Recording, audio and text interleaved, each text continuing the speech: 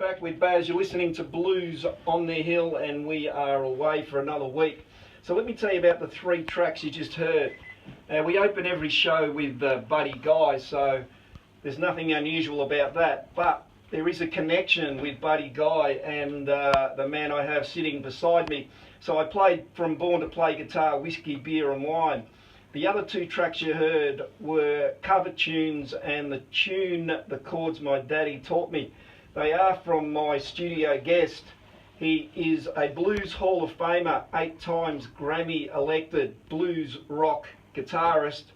He left these shores, born in Melbourne, and left these shores around about 27 years ago, and was invited to play at Buddy Guy's Legends, and decided to stay over there, and has made a career overseas playing the blues. He's back here for a short little tour. He's here for about a week. He's shooting a documentary. He's recording. He's got a show on Friday night at the Caravan Club. It's your only chance to see him. You need to get along to the Caravan Club this Friday night in Oakley. And it's my pleasure to have him in the studio. His name is Michael Charles. Michael, welcome to Blues on the Hill. Thanks for having me on your show. Absolute pleasure. Now, we'll talk about the Buddy Guy connection a little bit later, but let's go all the way back. Now, I played a couple of tracks there that I think are autobiographical and sort of tell your story, but tell me when you first heard the blues. How long ago? Do you remember when, and do you remember what you first heard, and how the blues got you? Well, I can tell you, I heard the blues as a child, but wasn't aware that it was the blues, because, you know, we all got our influences as kids, and I started playing so young, and back in the day, you just fed what you hear on the radio, and on the radio, of course, it was, you know, there was the Beatles, you had the Rolling Stones, Cream with Eric Clapton, and also Elvis. You know, yeah. Everything's blues based, but you know, so you're learning the blues. But as a child, I didn't know, you know, blues from rock, from, you know, whatever, whatever genre it was. And so I guess, you know, I really started hearing the blues as a child. But as I progressed in my career, then I started getting into Eric Clapton in a big way. Yeah, I hear a lot of Clapton in your work. You know, a lot of Clapton. Yeah. And yeah, thanks for that. And I then as things progressed more, then I started getting into like Carlos Santana and Jeff Beck, and then all at once there was this big twist. I discovered B.B. King. Yeah. And that was probably when I realised, well, now that's real blues. A lot more swing and a lot more sort of jazz overtones, to sort of Django Reinhardt going. Do you know what I'm saying? And yeah. So from there, then it kind of, you know, once you get into the B.B. King thing, well, of course, then there's a big family behind him. You know, then you start discovering the Albert Kings and then you the Freddie Kings. Started going back. All the King guys, right? And Albert Collins, and then you start discovering all these Chicago players. You know, Buddy Guy. Yeah. And so forth. So it is a progression. But, you know, the original answer to your question is a very small boy listening to the radio. So when sort of what age did you first pick up a guitar then? My dad used to tinker on the guitar. I mean, so there was always this guitar around the house, and I would just pick it up when he wasn't around, because he'd say to me, you know, don't touch my guitar, don't break my guitar. But, you know, kids are kids, and when he wasn't around, I'd get this guitar and just kind of strum it. And then he started teaching me some basic chords, and it all went from there. So I really can't remember when I actually started playing. Yeah. All I remember is I've been playing my whole life. And sort of self-taught by your father and yourself, just through listening to blues, I imagine. So was he a big blues lover? My dad was more into the country music. He loved a lot of country there's still a connection. Music. Oh, yeah, there's a connection. So my first original licks and everything were very kind of country flavoured, you know, 3-4 time things. And so, but, you know, to me, there is a connection, because country and blues, they're both kind of saying the same thing in a different way. absolutely. You know. Yeah, no, I've forgotten the name of the guitarist at the moment, but Howling Wolf took his howl from a yodel from a country blues guitarist, and I've just, his name's gone out of my head, but hopefully I'll remember it. But yeah, I mean, Howling Wolf, like I say, was influenced by country blues and I mean country guitar. So there's a lot of country guitar, you know, behind the blues. So as those tracks mentioned, one of them mentioned you sort of went to the rock and roll first. So you started off rock and roll and then progressed into the blues, yeah? Yeah, absolutely. Because that stuff that you hear that I was hearing on the radio as a kid was all called rock and roll. Yeah. But I'm saying the artists were all blues based. Of course. You know, like the Stones Yeah. and Clapton but yeah, it was but they were called rock and roll stars. Yeah. But your first bands were sort of more rock? Absolutely. I was Yeah. The first bands I put together with, you know, back in the day when I was going to school with school friends and everything, you know, you're just covering things like from Creedence Clearwater Revival to, you know, you're doing, again, you're listening to what's on the radio and you get very heavily influenced by that. And yeah, so my first bands would have been rock, you know, I got right into Deep Purple with Ritchie Blackmore and things like that. But as life progressed, I kind of found that I enjoyed the purist side of music more than anything. Because blues players are very purist, you know. Oh yeah. It's real. Oh yeah. And that's what really got me in the gut, and that's what I've been doing ever since. Okay, we've talked too much. What we might do is I'm going to spin Pain and Misery. I've been going through your sort of back catalogue and picking bits and pieces out that sort of tell me a story. So Pain and Misery, Hound Dog Taylor, just wonderful slide there. So did you sort of, is that where your influence for there? No, it's really funny because that was before I moved to the States. It was 2 songs I recorded. That was at Dex Audio, and I recorded that and a song called Running Wild. That were my last 2 songs that I recorded in Australia, and that was just a song that I had sitting on the pile of songs that I've written, and I thought, well, I'll just do something that's kind of got that blues shuffle behind it, and was just picked out of the pile. It was nothing. Just got wonderful nothing slide guitar, and so this one's off. This is off Concert at the Nest. So while we spin it, let's talk about Concert at the Nest, because I might spin it first, then we'll come back and you're talk talking about the live version, right, from Concert at the Nest. Yeah. So that's the one I'm going to spin. That's another story again. Yeah. Yeah. All right. So what I'll do, we'll spin that, and then we'll you can tell me the story when we come back.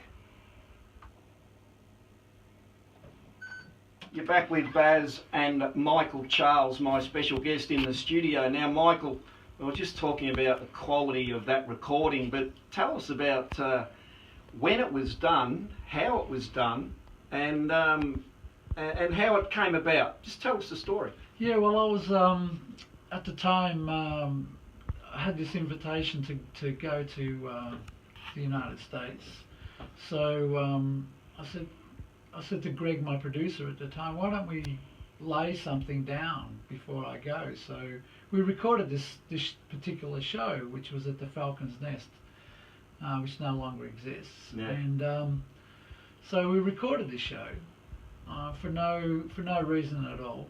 And then I'd left, I'd moved on, and this thing was just archived, put away somewhere.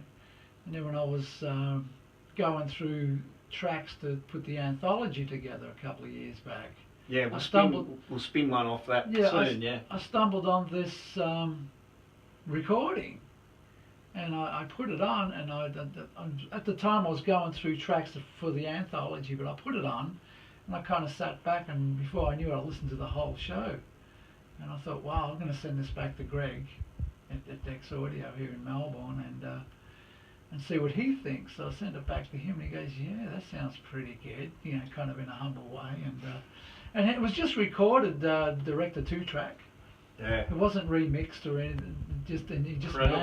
He mastered the original 2-track, and that's the result. It's just got a great energy, you know, which comes out in the audio. You know, like that's what stands out about it to me. Yeah, I guess I'm close to it because it's me on there. Yeah. You know? But when I first put it on, it kind of musically, it did what you just described. It kind of hit me in the gut, and I went, Yeah. "Wow, this is still standing tall." Yeah, And so absolutely. I would like my people that buy my music. I would like to see if they want a piece of this thing, and there it is. And available online, or where It's can online, in stores, and you name it, you can get it. Yeah, Concert at the Nest. So it only came out last year, I 2015. believe here in Australia, it's in the JB Hi-Fi stores, yeah, and stuff, places like that. Yeah. So I suggest you track it down. Now Michael's going to play one live, but before that, let's talk about how you left us and how the Buddy Guy thing came about.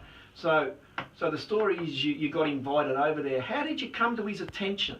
The whole story from the get-go, I couldn't tell you. It's just one of these things. All I remember is I was told by my management at the time that we had the opportunity to go to Chicago at Buddy Guy's Legends through him and his management. Somehow, I don't, it's one of those things where I don't ask many questions, and but I do remember my management at the time saying to me, "So what do you think?" And my answer was, "There's nothing to think about, It's like, let's do this thing." And it all took off from there. Ended up, going to Chicago. And so was that around the same time as Dave Hole? Was it he sort of... Absolutely. I reckon he was He got signed on to Alligator Records. About the same time, and he was playing Legends. Yes. So, yeah, I mean, to have two Aussies... So how does it go down, Aussies over there? So what was their take on you then? So as we say the Aussie thing. I look at it as the musician thing. I don't think it had anything to do with being from Australia or from down under. You either fit in or you don't. I was quite honoured and quite humbled that I was actually in that league. Absolutely. Because through being there with Buddy Guy, I mean, I got the opportunity to go on stage with the late and great Junior Wells and Sugar Blue, and ended up going on the road with the late and great Jimmy Dawkins, and just the list goes on. Yeah, legendary. Yeah, and it just goes on and on. So, for me, it was just I was on this roller coaster. And I didn't take much notice of anything really, just went on the ride and just kept going with it. And so you came back after it before you decided to sort of relocate over there, or did you sort of not come back and you say, that's it, I'm staying here? I came back because I only had permission to be in the country for 2 years, for 2 weeks. Yeah. And so I did the 2-week stint, came back to Australia, and as soon as I came back, within a few days, I'm looking around going, well, I've done a lot here. I think I'm going to go back and see if I can do a bit more out there and kind of expand the career. So I went out there for 6 months, and after those 6 months I came back to Australia and I thought, man, what am I doing back here, kind of thing. I was unfinished business in the States, so I went back, and that was it. My theory is, I mean, we have so much talent in this country that is underappreciated by people here, and like people like yourself and people like Dave Hole and that have taken it over there is, I mean, it's what's got to be done. I mean, if it's not being appreciated here, or there's nowhere to go, then it just makes sense that you've got to take it to them, don't you? Because I mean, that's where it's at. I think it's basically how far do you want to go with your career? Yeah. I mean, you've got to start somewhere. And obviously being born here and being an Australian, this is where it all started. But if everything you do only goes to a certain level, then it's up to you. You can only go so far. Yeah, it's up to you to keep pushing and pushing, and I'm still doing that. You just keep pushing and pushing. Once I did, reasonably well for myself in the States, well then I thought, now what? We took it to Canada, and you just keep pushing and pushing, and I think that's the way to do it. But all right, we've talked too much. How about some? Well, we have. I don't like talking too much. We need some music in between. We need to break it up. So you got it. I think I might hand it over to you. Okay, let's do something here.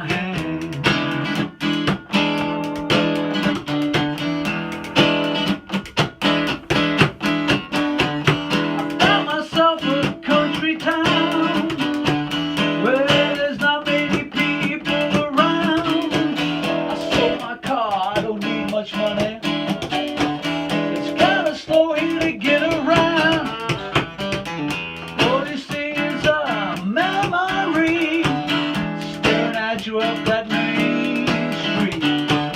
So all I do, play this guitar, and I don't care if I don't get too far. I'm singing the MC Shuffle with a guitar in my hand. The MC Shuffle, a guitar in my hand. Oh yeah.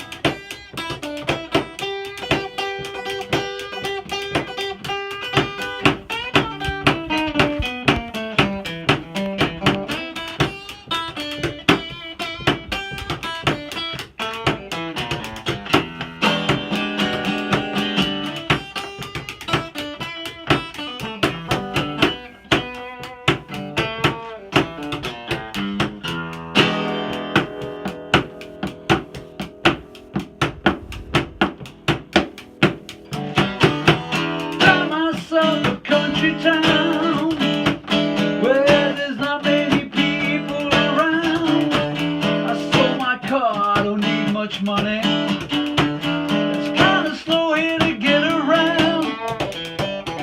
All you see is a memory staring at you up that main street. So all I do, play this guitar, and I don't care if I don't get too far. I'm singing the MC Shuffle with a guitar in my hand. The MC Shuffle, a guitar in my hand. Oh yeah.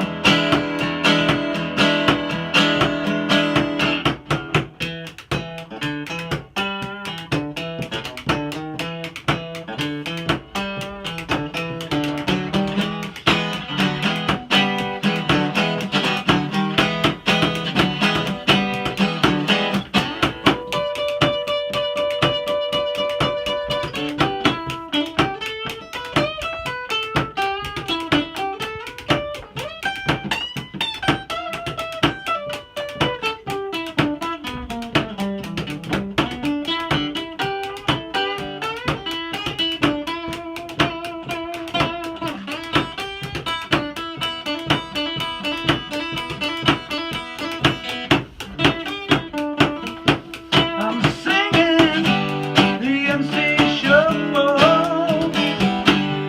with a guitar in my hand. The MC Shuffle, a guitar in my hand. Take on home.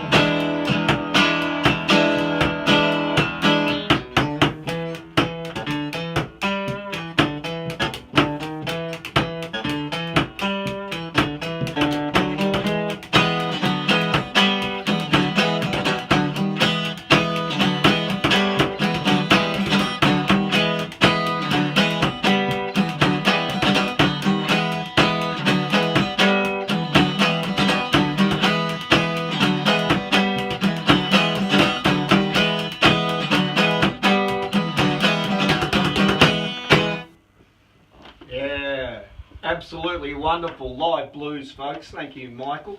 Thank you. Absolutely wonderful. Now, Friday night, Caravan Club, Oakley. One show only for Michael. That's why he's here, apart from a few other things. So tell us what else you're doing. It's very exciting, isn't it, this documentary? Well, it is because actually we've been working on this for quite a while. Actually, Alex Silverstein, an Australian director, movie maker. He did 3 of my music videos in my early years here when I was living in Australia in the 80s. And we got reconnected, and I wanted to do some work with him. So he said, why don't we just take it all the way? Let's let people know all these steps you've taken. He was kind of fascinated how I started here and kind of, in his eye, I disappeared, and said, what happened to Michael? You know? And then all at once we reconnected, and so we got together with Salik. So we said, let's do a little documentary on you. And this little documentary turned out to be a big documentary. And got together with my producer Greg Williams here in Melbourne at Dex Audio. So we're doing most of the soundtrack music for it there. So we're there to record that. And then I thought, well, coming many, many miles to do all this work, why don't I throw a show in there as well? You might as well. So this whole thing kind of grew and grew. So that's why I'm here. Excellent. So how often do you get back? I try to get back.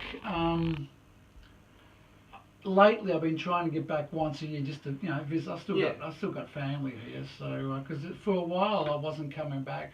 At one stage, I didn't come back for 7 years, and then 3 or 4 years would pass before I'd come back again and visit. So I tried the last, I think 3 or 4 years. I've been trying to come out once a year to visit family. But week and a half, 2 weeks tops, and then back to work. But that's basically my trips to Australia. All right, one show only, folks. Caravan Club, Friday night.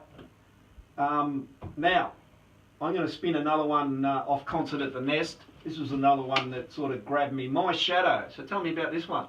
Well, My Shadow, actually, that version on there, I've got a CD called My Shadow, and that ended up being the title track, the studio album, which was my crossover CD. It was the first release I had in the States. Okay. And there was 3 cuts that I'd recorded in Australia, and the rest was recorded in the States. So I call that my crossover album. Yeah. But this version, you're playing the version off in the Nest, is that what you're doing? Yeah. Okay, Concert at the Nest. Okay, well that particular version, that song wasn't that old, so it was just early makings of the song. So that's the version on that Concert at the Nest. You're back with Baz. You are listening to Blues on the Hill. Michael Charles is my special guest. Another wonderful track we just played there from Concert at the Nest. Now, there's also another anthology that you put out, Michael. So tell us about that, 2014.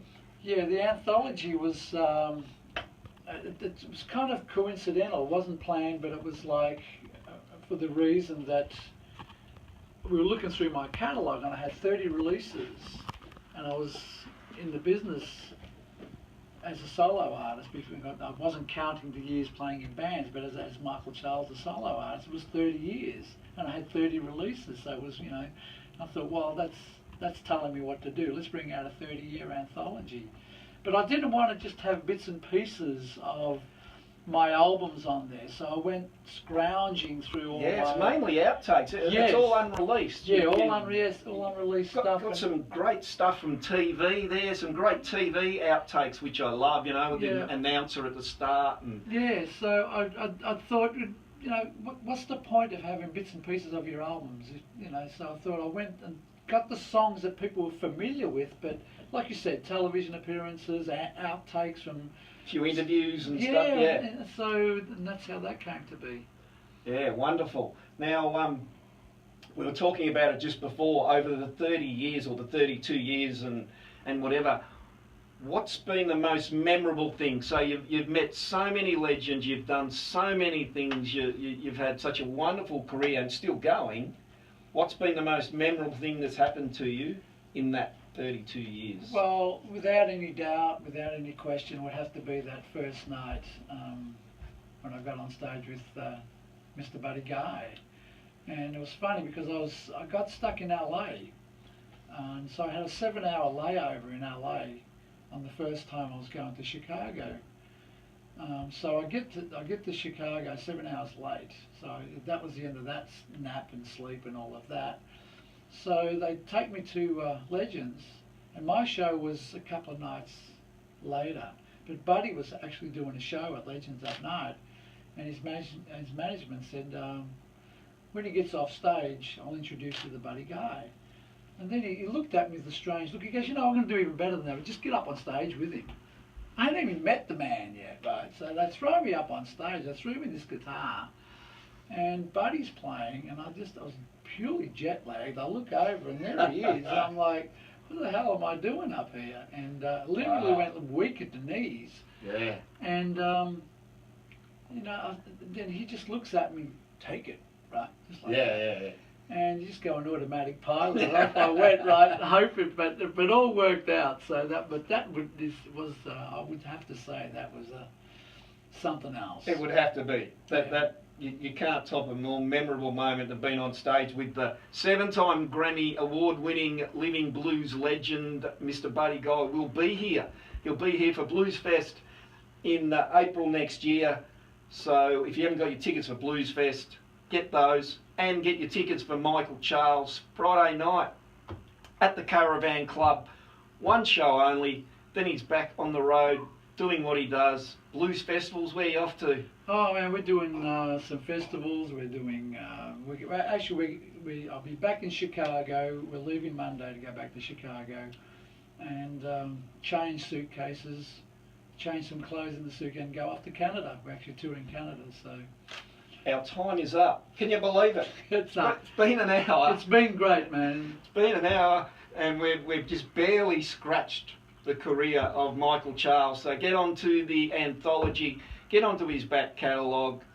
He's an Aussie that has gone over there and, I'm not going to say shown the Americans, but matched it with the Americans, and has just become part of the blues scene, the international blues scene. So thank you so much for dropping into Blues on the Hill, Michael. We're going to go out with a track you've chosen.